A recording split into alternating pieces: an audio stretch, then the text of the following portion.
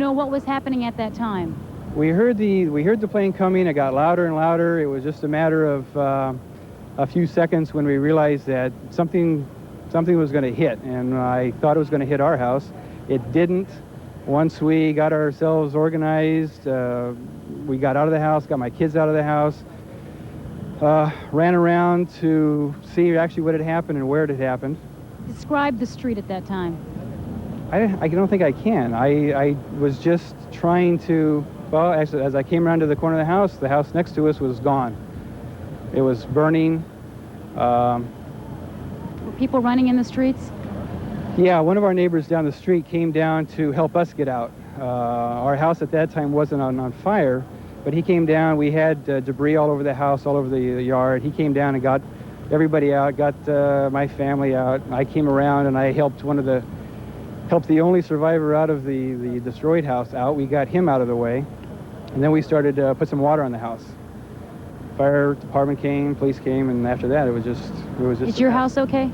My house is about 50% destroyed. And your family, how are they feeling? My family is 100% okay. They feel pretty good. A little bit of shock? Yeah, a little bit of shock. Okay, thank you very much, and I guess you are one of the unfortunates here in the neighborhood of Cerritos. All afternoon, the LA County Fire Department, LA County Sheriffs have been on the scene trying to go through all the rubble for any of the, and rescue anybody they can. Also on the scene this afternoon, 2 people from the National Transportation Safety Board arrived. More will be coming later this evening from Washington, D.C. And also the FBI arrived on the scene earlier this afternoon, and we talked with Special Agent Brett Sig about the FBI's role.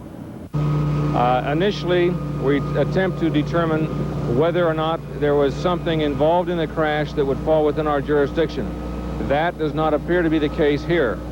Secondly, we are here to extend the assistance of the FBI Disaster Squad to assist in the identification of the victims, and that's principally why we're here now. Can you be specific on that latter point? What kind of federal assistance you could provide for identifying bodies?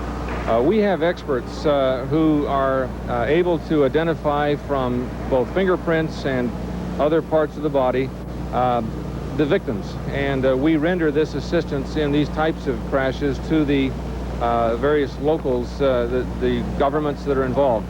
In this case, we have been requested by the Los Angeles Coroner's Office to assist him, and we have our people flying out from Washington now to do so. Okay, if we can have our cameraman Andy Weintraub pan into the area, you can see there are many law enforcement rescue teams still on the scene, going through the rubble. All of the yellow plastic is covering bodies or parts of bodies. It'll be many hours before they sift through all of this. We even see in the background parts of the Aeromexico jet. And I should mention that the Salvation Army is also on the scene to help any of the residents in counseling, as well as some of the rescue teams who may undergo some shock from what they're doing out here. Reporting live from Cerritos, I'm Danila Dorota. Back to Wendy in the newsroom. Okay, thank you, Danila, for that live report from the scene. Now, she mentioned that an investigating team from the National Transportation Safety Board is expected to arrive on that scene in Cerritos sometime this evening. We're told about 60 people will be coming. If you were expecting someone on the Aeromexico flight 498, or if you'd just like some information, we want to be sure that you have all the facts correctly, especially if you're just turning in and hearing this for the first time. It was Aeromexico flight 498. It originated in Mexico City with stops in Guadalajara, Laredo, and Tijuana.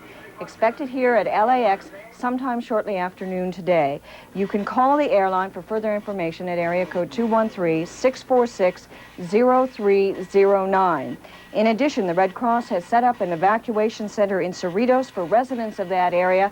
So if you are searching for friends or relatives or would like more information, you can check at the Red Cross Center.